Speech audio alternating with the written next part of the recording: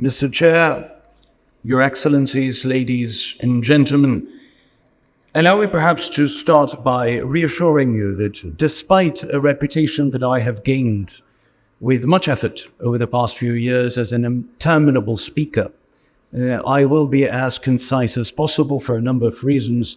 The first is I'm still slightly disoriented, having arrived at dawn from Latin America. And of course, as well, because I recognize the limitations that I have as Secretary-General of the OSCE. As you can imagine, to lead an intergovernmental organization, you have to be extremely met at business. And of course, the third of the reasons is that our chair was very kind in his transmission of the message that we needed to be shorter than 5 minutes. And even though as a good Arab, it takes me 5 minutes to say hello, I will try to be concise. And therefore, just a very few points I'd like to share. On a very generalist perspective, from the perspective of the Organization of Southern Cooperation, an intergovernmental organization bringing together 28 countries from Latin America and the Caribbean, from Africa, the Arab world, and Asia Pacific, with a focus on what we call the building of third way of development, with a focus on South-South cooperation.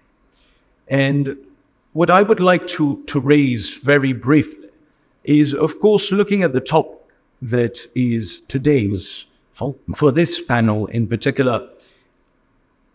I really asked myself, ladies and gentlemen, what production? And that is the crucial part. Not about merely leveraging regional production networks, which is crucial, but I think that we all here, and I think that in India, you will understand this as well. Our countries of the South have the aspiration, the determination, not only to continue being exporters of raw materials or intermediary materials, but also exporters of high value added products. And this, of course, I often give to concretize what I say, the example of coffee. And I use the example of coffee, excellencies, ladies and gentlemen, because from the OSCE we consider it to be the best symbol of the South. A tree whose fruit is absolutely universal. Everybody drinks coffee everywhere, yet whose roots only grow in southern soil. Latin America and the Caribbean, Africa, the Arab world, and Asia.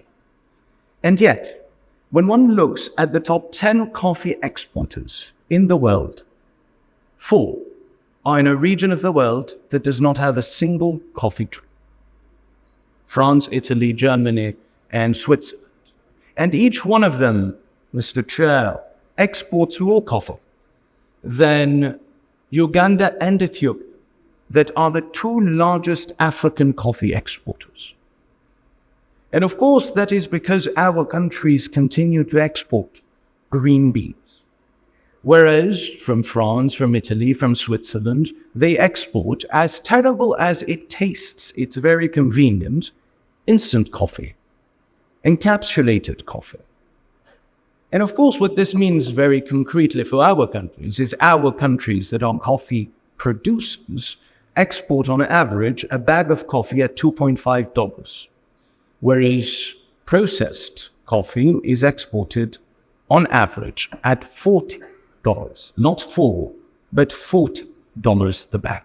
And that means that concretely, we need to invest in coffee processing facilities. We need to invest in coffee mixing and blending facilities, in technical training for master roasters and master blenders.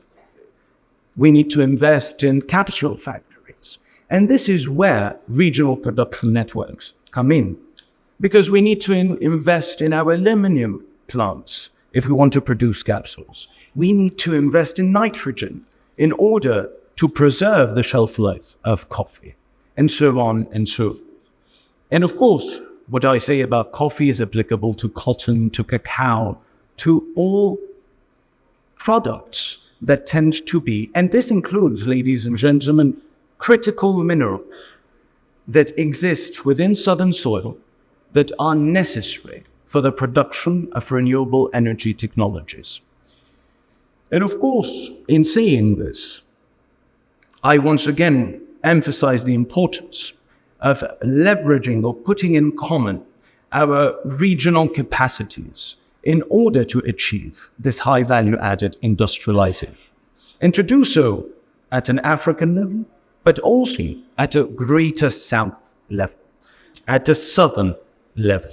And this requires, and I will seek to be as short as possible, this also requires, Excellencies, ladies and gentlemen, to invest in the infrastructure that connects our countries. Because it is absurd to speak of South-South cooperation or intra-African trade, despite having excellent mechanisms for that aspiration, if the cost of that cooperation and that trade is too onerous because of a lack of connectivity. And this is where I believe that actors within India and Africa can come together to invest in those areas that are not easy. But our private sector in the South cannot act as an electron, following the path of least resistance, but invest where it is needed the most. And currently in it is in connecting our countries to even open up markets for our countries. And this, therefore, inscribing itself within a framework of mutually beneficial partnerships amongst equals. Because I saw earlier today, Mr. Chair, as my conclusion, I saw earlier today and now that the theme is creating one future.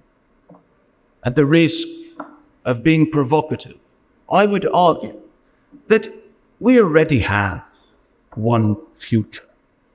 The only question that we all need to ask ourselves, provide an answer to, and act together towards forging is what kind of future do we want?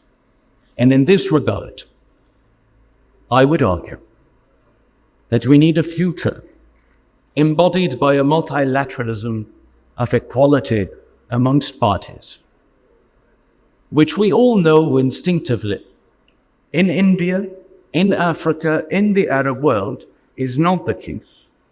Our multilateralism today is more akin to that of Animal Farm.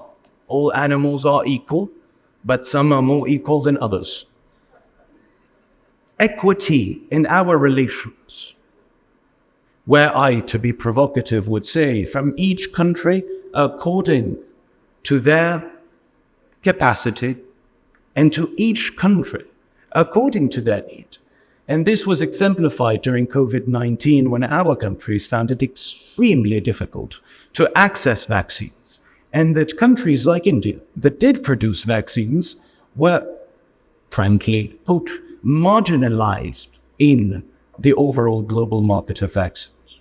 And finally, solidarity rather than charity. Solidarity that is practiced horizontally rather than charity that is practiced vertically. Because charity, ladies and gentlemen, is to give the leftovers. And solidarity is to share the meal with an understanding, with a consciousness that we share, above all, a community of destiny. Thank you very much.